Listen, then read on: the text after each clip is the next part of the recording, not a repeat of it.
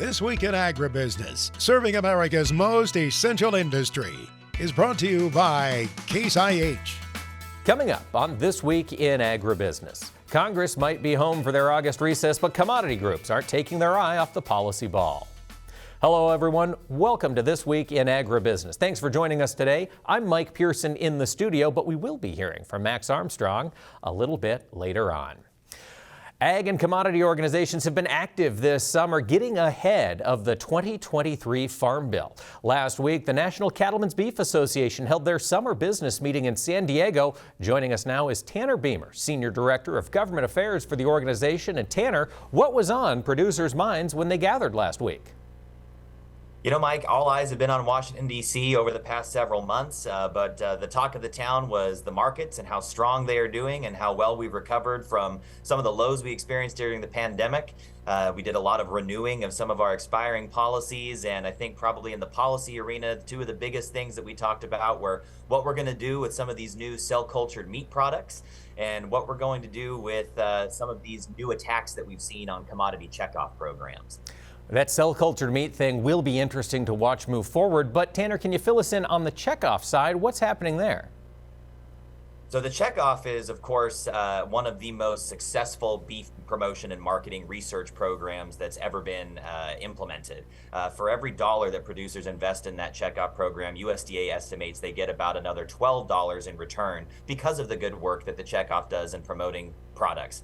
We, of course, are interested in the beef checkoff, which has come under pretty aggressive attack from radical animal rights organizations and their allies in Congress. We've seen standalone legislation introduced in the so-called Opportunities for Fairness in Farming Act, which would gut the checkoff as we know it.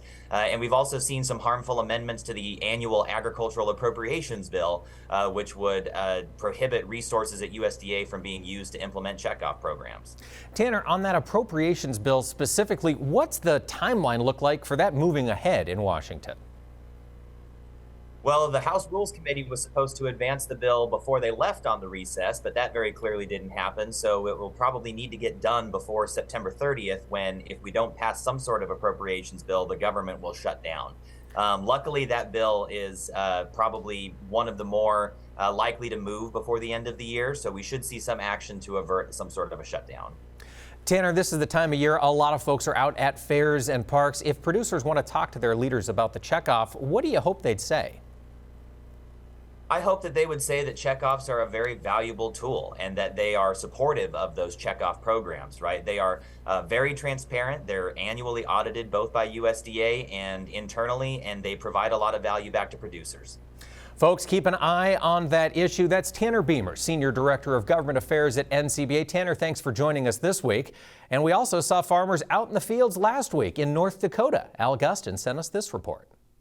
This is one of 340 spring wheat fields that were visited and assessed during the three-day spring wheat tour, mostly in North Dakota, but also in adjoining counties of South Dakota and Minnesota. One common observation is that hot weather in June hurt some of the wheat. There was a couple of exceptions, but all in all, the higher yields came from the later planted wheat. The early planted wheat, Walker says, was a couple of weeks from harvest. You could see where it had some stress with the earlier heat and lack of moisture.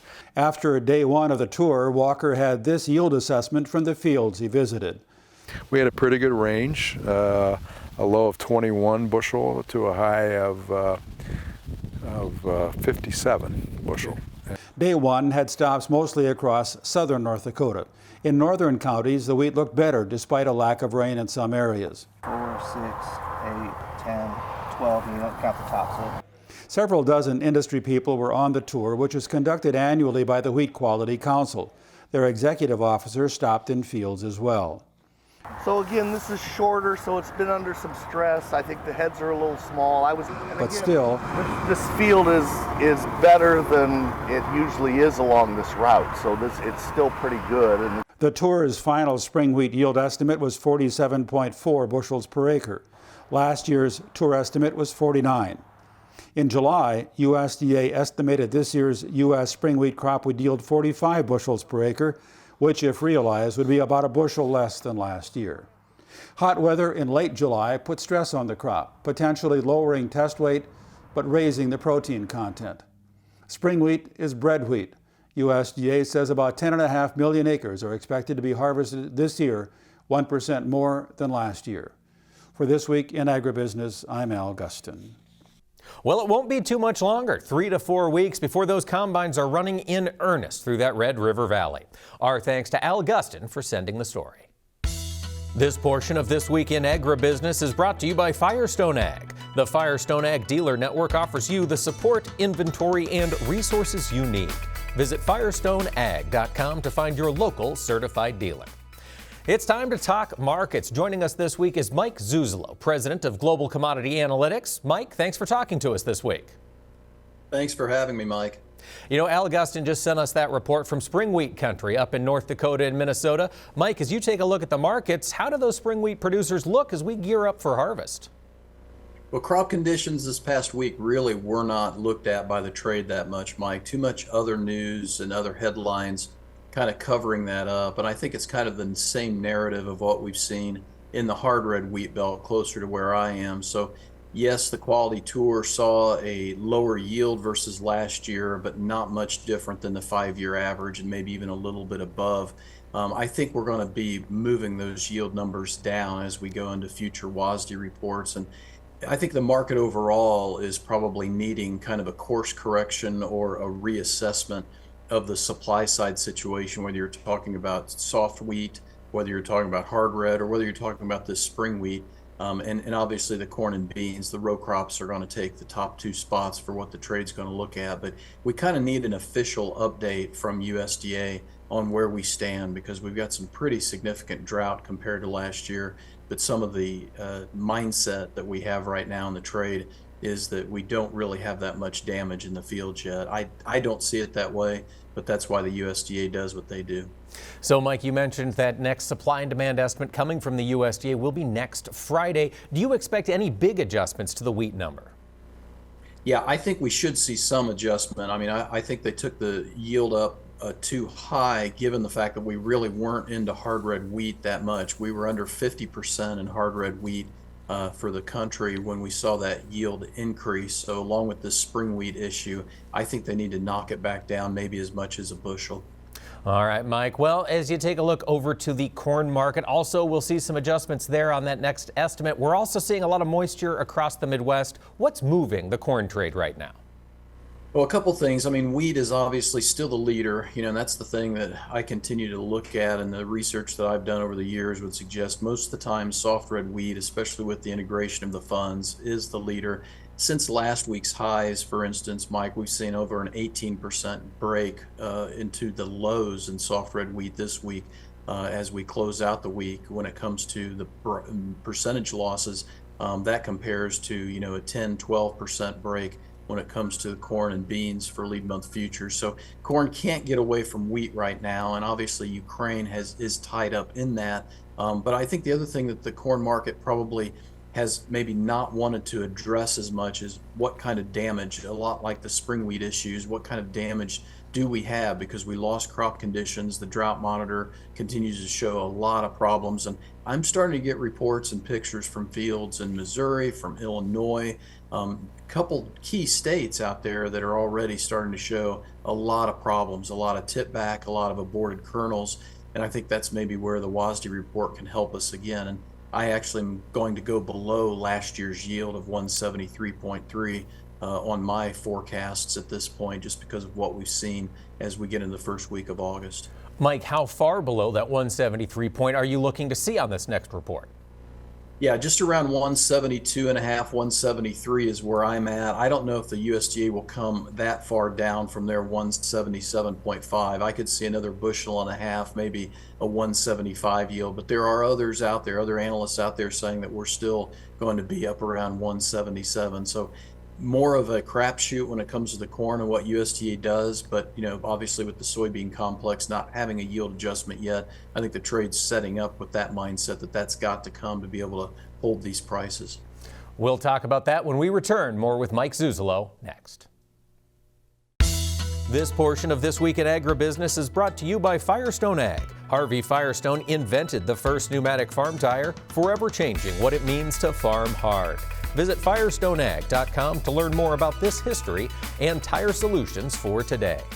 We're talking markets with Mike Zuzolo, president of Global Commodity Analytics. And Mike, you mentioned USDA could be making some changes to corn and wheat on the balance sheet next week. Soybeans, do you believe they're also due for an adjustment? Yeah, I think they're kind of a must-have, and I think the trade is seeing that as well. You notice the structure of the market in beans is a lot different, and the soy products as well, Mike. It's a lot different than the wheat and the corn. We've still got that inversion in the markets where the front-end markets are higher priced than the back end. That suggests, I think trade's seeing this and trading this, that demand is still outpacing supply, and they're not sure about supply. So if one of the three commodities needed a yield adjustment to the downside to support where we're priced at as we close out this week, I think it's the soy complex, especially with the fact that I'm getting more and more nervous that the US dollar is going to start rallying against the Brazilian real. And that's been a real nice tailwind recently where the real's been stronger and it's kept us in the ball game. And we had another flash sale on Thursday morning when it came to China purchasing US soybeans. And so that's the kind of tailwind we need. If that would turn into a headwind, then we really do need to see the supplies come down, I think. Mike, you mentioned that rising value of the dollar. We saw it climb this entire past week, despite the fact that we saw Fitch, a ratings agency, downgrade U.S. government debt. Can you talk to us about how those two issues work together? Yeah, that's an excellent question because the bond yields are heading back up towards a 20-plus year high right now in the 10-year. And that's because of the downgrade. And that makes sense because the sellers out there in the bonds are very nervous about U.S. debt. There's more selling now in the bond market. That inverse relationship in bonds driving yields higher can attract a strong dollar, and it has this year. But by the same token, the Fed policy and the fact that we do have an issue with the U.S. debt, you would think the dollar itself would start to be traded negatively. That's one of the key things to be watching for, because if we continue on this path of higher yields and a stronger dollar together, that's probably going to keep pulling money out of the commodity markets and probably out of all risk assets, including equities, I would guess, Mike. If we do see that equity pullback, Mike, would that weakness spread into the cattle complex in your mind? I think it could very easily because the funds are pretty net long still. We've got a lot of supply data behind us. And probably most importantly, unless China's record-hitting Beijing flooding and rainfall changes the dynamic of their pork production over there, or their poultry production over there, I think we've got a real scenario developing here where the market could see the belly seasonal come in as a high and the pork cutout overall come in as a high as we close out summer. Hogs have been a really good, strong support level for the cattle market this summer. I hate to see that go away as we close out this summer holiday, this last one of the season. Lots to watch. Summer isn't over yet. That's Mike Zuzolo, president of Global Commodity Analytics. Mike, thanks for talking with us this week. Thanks for having me, Mike. Colby Ag Tech is brought to you by Copperhead Ag Products. Visit copperheadag.com for more information. Our traveling tech expert Chad Colby has really been around the world so far this summer, but recently he made time for a visit to Central Illinois to make good on a promise. I promised everyone I'd have a better update from the Farm Progress Show. Matt, I was here a few weeks ago. We kind of teased everyone. There was a little activity, but lots of things going on this week. What can you tell us? Well, the electricians are in town. The tent companies are here. We've got the first few semi-loads of tents already in the air. Couple of tent vendors here. The electricians are doing their work. You can feel it starting to happen. So you kind of warned me. We've got this new big tent. Yeah. And when I came in, I got to see it myself. The area's all paved now. Talk about the varied industry tent. This looks unbelievable. Well, that's a great partnership with Illinois Soybean. You know, we did something similar last year with Iowa Soybean, but that is over an acre of recycled asphalt with a soybean binder holding it all together. And the paving work is done. You can see the tent bases are laid out. It's the biggest tent we've ever put up. It's a German engineered tent, so it's in meters. So it's a 20 meter by 205 meter tent going to be there. Varied Industries tent runs from West Avenue all the way to Central Avenue, which we've never done. Biggest tent we've ever put in the air. Talk about some of the vendors in there. Is it sold out? I can't imagine how many are in there. It's a lot. Almost 200 exhibitors inside there. But the good thing about the Varied Industries tent is that's where the new companies are, right? The people that are just dipping their toe in, They've got a new product that they're launching. This is kind of the launching point for most of the new exhibitors that come to the show. So something everybody's going to want to check out. And with that asphalt, as opposed to dust or wood chips or mud or whatever they used to have to trudge through in there, it really cleans up the environment, makes a really nice exhibit. So speaking of exhibitors, I'm kind of nosy like everybody else. You go to the website, you start looking. It looks like a really full show. Let's talk about how that compares to last year's show and even in 21 when we were in Decatur the last time. Yeah, so bigger than last year. You know, we're still, I think this is the show where we're completely almost out of COVID, right? There was still a little bit of it left last year. The last time we were here in 2021, you know, there were some exhibitors who, either because of inventory or because of corporate mandate, they just couldn't exhibit. But now, you know, the show site is, for all intents and purposes, sold out. We're sold out of junior lots, almost out of indoor space, and just a couple of outdoor lots here and there. So bigger than last year, certainly bigger than 21. Absolutely right. So everybody comes to the Farm Progress Show, to me, for a lot of reasons. But one of the big underlying thing is to see something new. I know Klaus here in the last couple weeks showed some new tractors that certainly are going to be here. What else can you tell us about what guys can see at this year's show? Because it's not just one or two new things, it's a lot. No matter what color paint is your favorite color of paint, there's something new on that lot. You know, so I can't speak specifically to what's being. I like my job, so I'm not going to say anything. But you know, all the big majors have something new. The new Big Bud is here. Something new from Raven. New autonomous companies that are actually demonstrating sprayer drones. Just one after the other, there's new technology. The crops look very decent, so that's promising if we get some solid weather. Everything is in great shape. Usually that's something that I'm worried about, but this year we are good. As long as Mother Nature agrees, we're gonna have great demonstrations. Well, Matt, I appreciate you taking some time. Keep with us. If you got any questions, go to the website, farmprogressshow.com. You can get your tickets, keep track of everything there, and we'll keep you posted on what's coming at this year's Farm Progress Show here in the next few weeks. For This Week in Agribusiness, I'm Chad Colby. Thank you, Chad, and thank you, Matt. Things look fantastic down there in Decatur. It won't be long, folks. Get your tickets, farmprogressshow.com. And stay with us. Later on in the program, Orient Samuelson receives an honor from McHenry County, Illinois.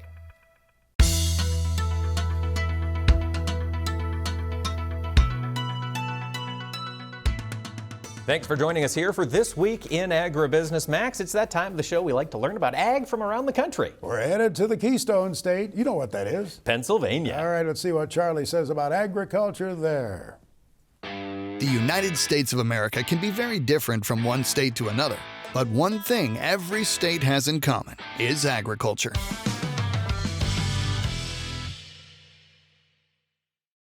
Hey everyone, I'm Charlie Behrens and welcome back to the Agricultural States of America, where we explore the agriculture of different states and hopefully give you some more appreciation for all the great things that farmers are producing across America. Today we are talking about one of the original 13 British colonies that is often referred to as the Keystone State because of its strategic location to all the other colonies. We're talking about the Commonwealth of Pennsylvania, also known as the Quaker State. Yes, Quakers, like the dude on the side of your oatmeal box. With the Appalachian Mountains running through the center of the state and the Allegheny and Pocono Mountains spanning the northeast, close to 60% of the state is covered in forests, but much of the remaining land is dedicated to farming. The farmers of Pennsylvania take up about 7.3 million acres of land, divided by more than 52,000 farming operations, which makes the average farm about 140 acres in size. Assuming I did my math right, which frankly not a great assumption. But bottom line, Pennsylvania has a lot of farms. In fact, Pennsylvania ranks 19th among the states in egg production, with almost 70% of farm revenue coming from livestock product sales. Milk is the state's most important and leading commodity. Pennsylvania dairy farmers produce 5.5% of the nation's milk supply, and the state is ranked 5th nationally in milk production. In addition, Pennsylvania farmers raise chickens for meat and eggs, cattle, goats, hogs, turkeys, and sheep. And to feed the state's livestock, local farmers grow corn and other grains, soybeans, hay, and haylage. Now, if you're not sure what haylage is, it's essentially hay, but instead of drying it before baling, haylage is baled at a high moisture level and sealed in plastic to be preserved by fermentation. Because let's be honest, Fermentation makes everything better. Just ask the cows and everyone who likes beer. Also, did you know that Pennsylvania is home to the mushroom capital of the world? It's true, I'm talking about the small town of Kennett Square in southeastern Pennsylvania. Their water tower even says it too, and water towers have never told a lie. That is a fact. Pennsylvania's farmers grow more than half of the mushrooms consumed in the entire United States, roughly 500,000 pounds each and every year. And when you put it that way, these farmers sound like a bunch of fun guys. Don't they? Get it? Like fun guy? Sorry, dad joke. All right, enough shiitake. Let's get back to spore mushroom facts. It all started back in the 1800s when a local florist conceived the idea of growing mushrooms beneath his greenhouse benches. With success, he expanded and other farmers caught on. Now, button mushrooms are the most popular type in the US, and they include 3 main varieties. When they first appear, they're known as white buttons. As they grow and develop a brown color, they're categorized as cremini. Fully grown, they're what's known as portobello. It's kind of like watching your kid grow up, you know, send them off to college. But in this case, your kid is the mushroom and college is your stomach. So, great analogy, Charlie. In addition to a long list of nutritional benefits, mushrooms are the only edible non-animal source of vitamin D. Now, like many parts of the country, urban expansion can mean the loss of farms and farmland. To address this, Pennsylvania leads the nation in the number of farms and acres permanently preserved for agricultural production. So far, Pennsylvania has protected over 6,000 farms and more than 600,000 acres, now and forever, from commercial, industrial, or residential development. In fact, Pennsylvania farm families often sell their land at below market value to ensure it will remain farmland forever. And I will show my gratitude by ordering a pizza with extra mushrooms right now. All right, that's all the time we have for now, but you can always go to pivotbio.com/agstates and click on the show icon to explore more about the agriculture in your favorite states and test your knowledge to win great prizes and more. I'm Charlie Behrens, and we will see you next time on the Agricultural States of America. Yeah, in the state of Pennsylvania, they started farmland preservation many, many years ago. As Charlie pointed out there in Ag States of America, I had a farmer tell me about 25 years ago in Pennsylvania, he said, you know, forever, locking it away forever. That's a long time. It certainly is, Max. You know, we've seen some other states try these sorts of things. It'll be interesting to see how farmland preservation looks 100 years from now. He mentioned the Amish. Of course, there are many of those farmers. Lancaster County, Pennsylvania. I was there to speak at their Farm City banquet a few years ago and went out into the field with a farmer. He was out there working in his field, an Amish farmer. He had a pull-type new idea picker that he was pulling behind an Oliver tractor. Oh. Oliver tractor on steel wheels, but he was allowed to use that tractor because he didn't have any sons capable of helping him. So I'm riding in the wagon. All of a sudden, corn isn't coming out of the spout into the wagon. And my buddy John and I yelled, "Hey, Mr. Martin, Mr. Martin." We found out that we knew more about that picker that he had borrowed from another farmer than he did. So I said, "Mr. Martin, do you have any tools?" "Well, I think so." We found a hammer, we found some pliers, we found some wire, got the chain back together, and got him moving again. Got him back to working. Pennsylvania agriculture certainly is diverse, and Max, it'll be center stage here this year, at least in the House of Representatives, as their representative from the 15th District, G.T. Thompson, is chair of the House Ag Committee. Yeah, there's more coming up here. Stay right here with us. This Week in Agribusiness, serving America's most essential industry, is brought to you by Case IH. Welcome back to This Week in Agribusiness. Summer is a time when policymakers are home and leaders get together to decide their industry's future. The farmer leaders of the soybean checkoff are preparing for the future. Philip Good, Mississippi soybean grower and treasurer of the United Soybean Board, joins us now. Philip, thanks for talking with us this week. Thank you for having me on. It's a great opportunity to be here. Appreciate it. Philip, I understand the farmer leaders of the United Soybean Board recently got together to look at fiscal year 2024. Can you tell us a little bit about that budget? Yes, 77 farmer directors from across the United States came together in upper state New York, and they approved a budget of $191.5 million to invest in research programs and projects that are going to deal with education and promotion of U.S. soy in the U.S. and around the world. Now that is a big budget, Philip. I understand USB is looking at really 3 priority areas as a way to distribute this money. Could you talk specifically about the different projects you're excited about? Sure. Well, first, everything is divided into supply and demand. We look at both sides of that. Then further, it's divided into infrastructure and connectivity, health and nutrition, and innovation and technology. I'll just pick a couple of those that really excite me. When it comes to infrastructure, we're continuing to look at roads, rail, river, and we all realize the importance of that, whether it's for inputs or whether it's for our grain and soybean meal or oil going up and down the river or going out to the Pacific Northwest. All those are very important. Transportation is very important. When it comes to health and nutrition, whether it be human health, we're looking at everything from aging and some exciting things coming on there with some of the benefits of soy health. And then also when it comes to animal nutrition, looking at everything from amino acids and soybean meal and everything to do for pigs and poultry and dairy cattle.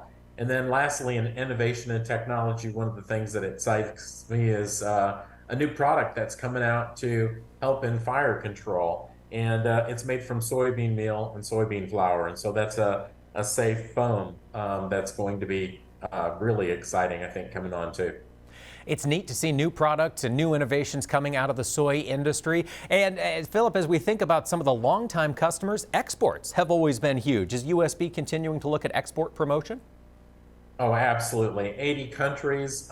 We just had some directors that returned from Turkey. They were excited to look at everything from aquaculture to more soy in the diets there. So whether it be whole soybeans or soybean meal exports, looking at how we can expand those markets into countries that need more food or have a hunger for more protein, need development, need help. And so even the WISH program is looking at that. So aquaculture, poultry, meat, and whole soybeans. It's an exciting time, and export promotion is very big for all of us. That's always good to hear. Philip, as you think about $200 million going through the soy checkoff, that is a big dollar figure. How does it come back to the American soybean grower? Well, for every dollar that's invested, the return is $12.34. And so, yes, when you look at that budget, but what's exciting for me is individually, none of us as soybean farmers or as states could do what we can do collectively together. And so together we're so much stronger. So we're seeing that money going to states, we're seeing it going to on the national level, and we're seeing it going to help promote around the world. Exciting time for U.S. soy. It sure is. Folks, that's Philip Good, Mississippi soybean grower, treasurer of the United Soybean Board. Philip, thanks for joining us this week. Thank you, and I appreciate you having me on, and it's been a real honor to represent the soybean farmers of the U.S. and as treasurer for the USB. Thank you. Greg Solier now brings us his farm weather forecast for the week ahead, presented by Pivot BioProven 40. Predictable, productive, weatherproof. Turn to a better nitrogen. Turn to Pivot BioProven 40. Learn more at pivotbio.com. Well, it's time to take a look at that forecast. Meteorologist Greg Solier joins us now. And Greg, what do you expect to see as you look at the Pacific Northwest part of the country? Well, welcome to August and signs of a pattern shift, not only across the heartland, but across North America.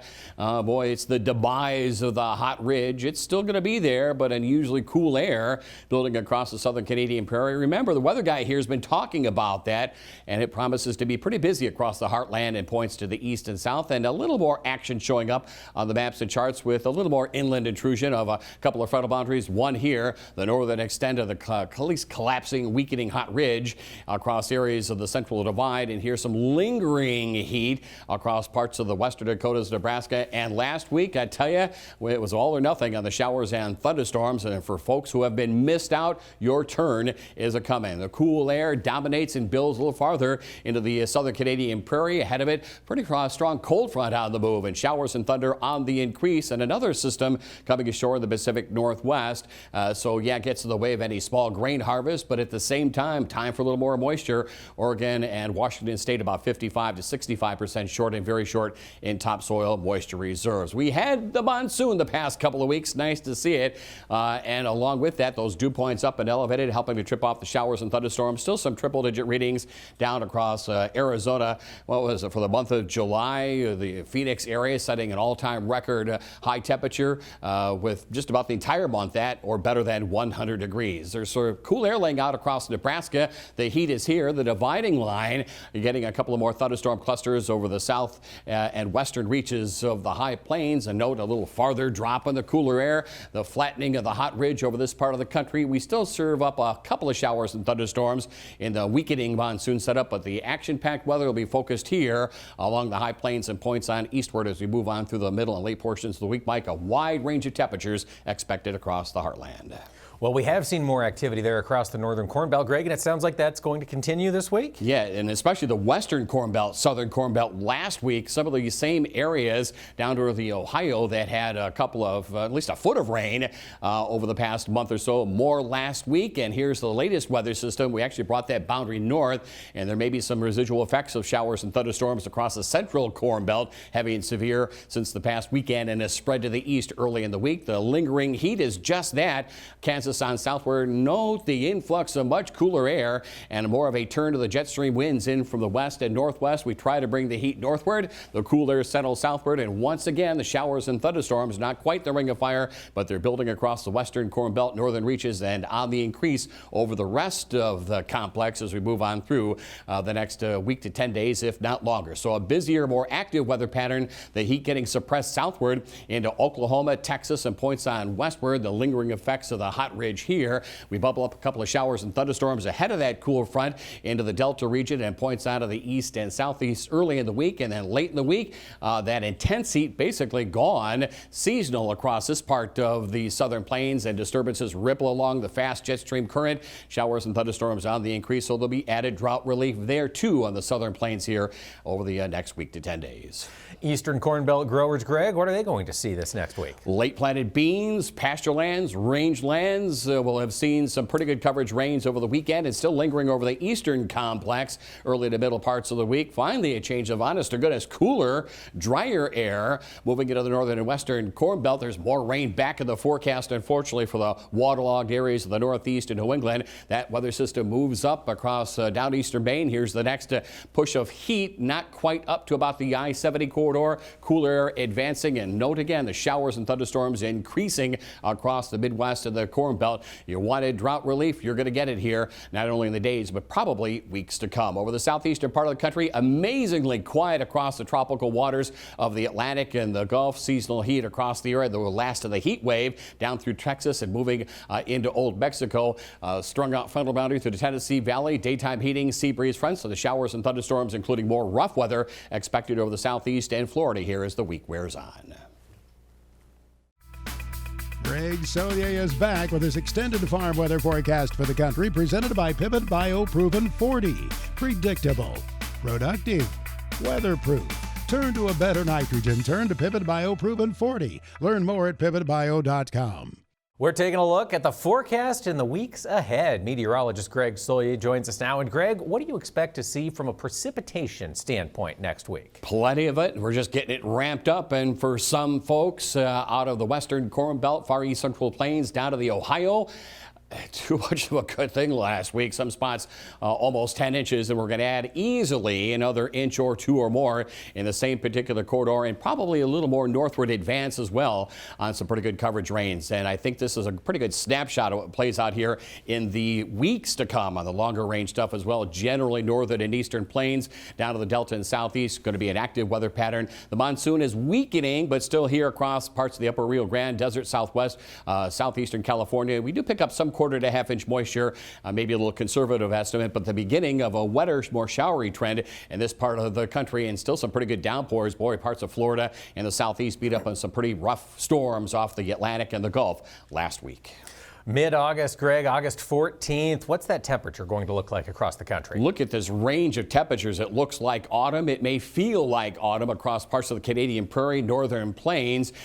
All we're going to do here is just strengthen the jet, get the winds to pick up aloft, and we spin up the atmosphere and get a pretty active weather pattern going. And here's at least the last piece of the heat here over the southeastern part of the country. The tropics and the Gulf and the Atlantic, complements of wind shear and El Nino.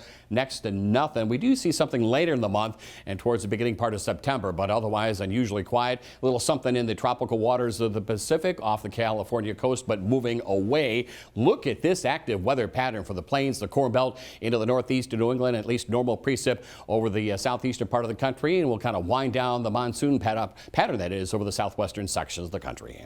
How do things look as you get to the third full week in August, Greg? Here we go from a temperature standpoint, and it is by and large, and I do believe it is the week of the half-century get-together there at Rantoul, Illinois. Temperatures a little above average, still capable of getting close to 90 out there. The cool air for now retreating across the Canadian Prairie, areas of the northeast of New England. The warmth here, there's some westward retrogression again of what's left of the hot ridge back into the central and southern plains and sections of the southwest and much of California, the Pacific Northwest above average. And we just continue to slingshot weather systems out of the plains across the Corn Belt with, again, a wetter scenario for much of the northern and eastern Corn Belt, southeastern sections of the country. There may be a little tropical fetch off the Gulf and the Pacific to pick up the rainfall over the Rio Grande. Back to normal for the western Corn Belt. That may be good news considering the degree of rains are coming in the short term. Drier weather expected from roughly the central high plains, points on westward into California and the Pacific Northwest. Well, Greg, it's tough to believe, but the last week on the extended forecast is the Farm Progress Show week. How are things shaping up? We think from a temperature standpoint, comfortable, kind of coolish as well, with another lobe in this El Nino set up across the Canadian Prairie. So there's cool air here. The hot ridge collapses over the southeast, back to normal temperatures over the southwestern sections of the country, and readings a little above average from the divide on westward. So there you go with temperatures, and of course you get this disparity of readings across the heartland, the plains and the Corn Belt. Why not keep the pattern going? Pacific Northwest, good news here, big sky country. There'll be additional drought relief over many areas of the plains, sections of the Corn Belt too, into the eastern states as well. Maybe not necessarily good news for still some of the waterlogged areas of the northeast of New England. Southern Canadian Prairie dry, southern plains dry. We do see a little development in the eastern sections of the Gulf and the southwest Atlantic. We'll keep an eye on that for maybe a name feature or two. Next on This Week in Agribusiness, it's Max's Tractor Shed, spotlighting another great American tractor. For the second week in a row here on Max's Tractor Shed, it's a tractor that burned in its earlier life. But now this one, even though the insurance company said it should be scrapped, was spared by the owner. Max's Tractor Shed is brought to you by Mystic Lubricants. Mystic Lubricants are made to make it last. Well, last week it was a red tractor that came back from the ashes. This John Deere was about 150 miles northeast of that one in central Illinois. It's in north central Indiana. Sean Ashby owns this tractor. He's one of the great volunteers working at the Half Century of Progress every other year. Sean is always in action there with the corn shelling crew. In fact, this 730 diesel powers the Minneapolis Moline sheller at the show. But Sean says this tractor has done so many things over the years, including hauling manure. It's looking so good out there, restored in north central Indiana. Definitely one of those family heritage tractors that we'll be paying tribute to this year at the Rantoul Show, coming up the 24th through the 27th. Sean said it was owned by his uncle, who had traded a Farmall M in that step up in power, buying the 730 new 63 years ago. Look for Sean and his 730. Oh, they'll both be covered with dust, I predict, working hard at the Half Century of Progress. Mark Stock has cleaned up some tractors over the years, to be sure. He steps in right now with his weekly report from Big Iron Auctions.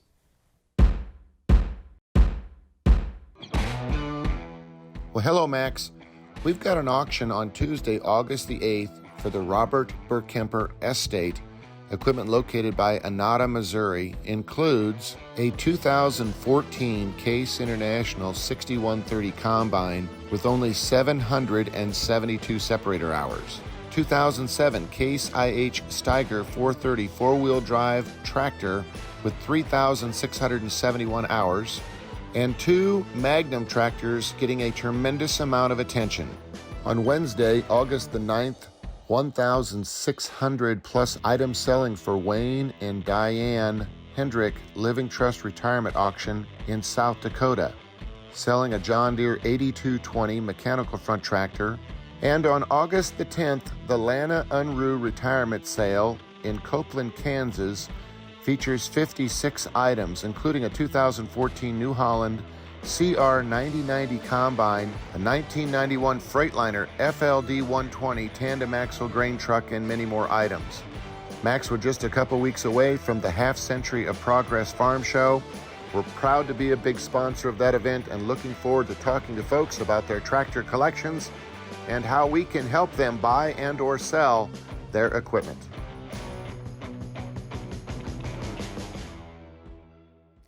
Our FFA Chapter Tribute is brought to you by Pioneer, developing new generations of seed innovations for new generations of farmers. Pioneer, what's next happens here. And we're always proud to meet that next generation of ag leader. Joining us this week is Kelby Roberts. She's serving as the president for the Indiana State FFA. And Kelby, thanks for joining us this week. Thank you so much for having me. If you would, tell us a little bit about what agriculture's like where you grew up. Yeah, absolutely. I grew up in Rush County, Indiana. It's a very rural community about an hour southeast of Indianapolis, and really agriculture is the community. You know, on the county side of things, there's agriculture everywhere, but even within city limits, our city government is always there to support the agriculturalists of our community, but there's also fields and animals as you drive through Rushville. So really agriculture has always surrounded me as far as where I grew up, but how I grew up was as a 5th generation Hereford producer for the Hereford cattle industry, where both of my parents were heavily immersed in that, and that's where my love of agriculture first stemmed from. So you had ag in your blood, Kelby, but what made you decide to run for leadership in the FFA? Joining FFA in the 8th grade, it didn't take but a few minutes sitting in my first ag class and to decide that I was going to be an FFA. You know, growing up, I had aunts and friends that were ag teachers. My parents were the livestock judging coaches for the Rushville FFA chapter. So it really wasn't a question as to if I was going to join FFA, but it was a question as to what I would do in FFA. So it definitely felt like I was supposed to join FFA. It was something that I was supposed to do. But as I really got to dig deep in my FFA involvement, I knew that it was what I was meant to do. I never felt more myself or more at home than I did when I was in the blue jacket. So then taking those next steps into leadership as a green hand officer and as a chapter district officer, running for state office just felt like it was what was right for me. And I knew that if I was supposed to be a state officer, then I would be. And I am absolutely ecstatic to serve Indiana FFA this year. Well, Kelby, it's hard to believe that school will be kicking back into session here in the next week or two. We wish you the best of luck as you continue your year of service as Indiana State FFA president. That's Kelby Roberts of Indiana.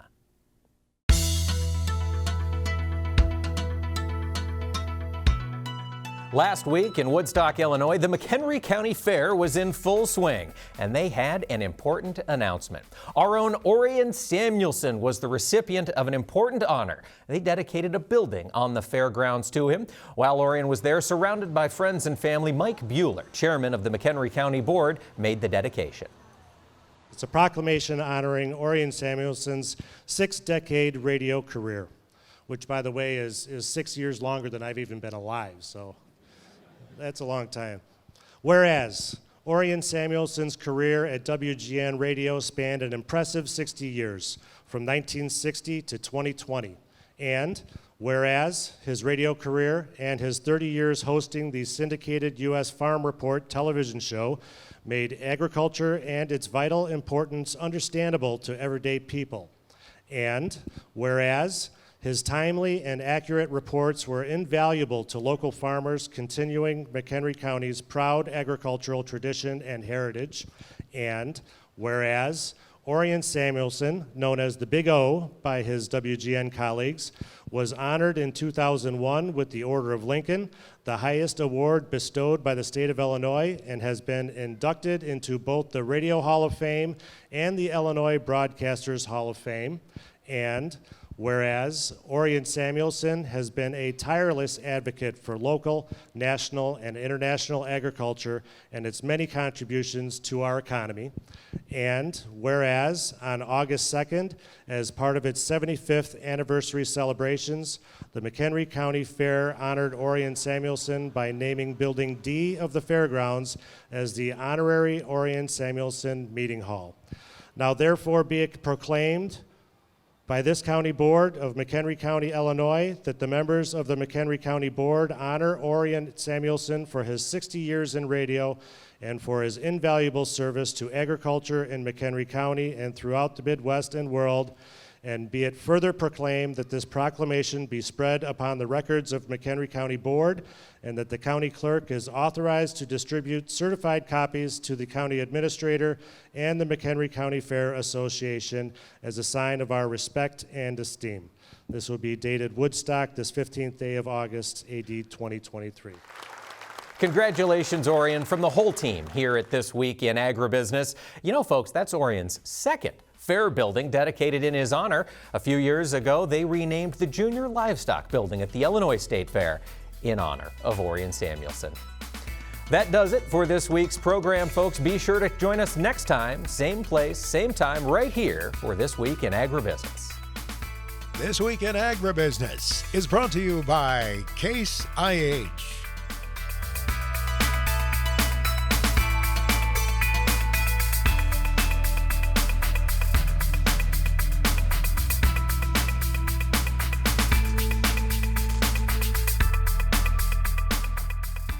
This Week in Agribusiness is produced by Omax Communication in association with 22 Creative Group.